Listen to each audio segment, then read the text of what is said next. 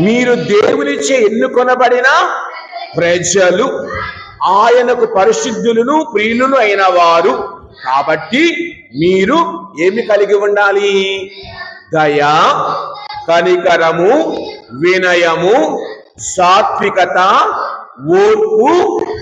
ఇవి తప్పక మాకు వేరే చెప్పండి ఫాదర్ గారని చక్కగా అలంకరించు.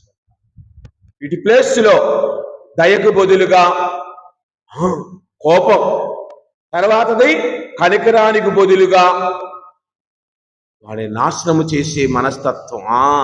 దయ వద్దు, నాకు లేనిదే దయ, నా పేరు దయ, నాకు లేనిదే దయ. ఈ రోజుల్లో మనందరం కనికరము వద్దు, కాఠిన్యము కావాలని కోరుకుంటూ ఉంటాం. తర్వాత వినయము వద్దు, దురుసుగా ప్రవర్తించాలనుకుంటూ ఉంటాం. సాత్వికత వద్దు, సాధుశీలత వద్దు, ఇతరులను కత్తితో పొడిచే మనస్తత్వంతో జీవిస్తూ ఉంటాం.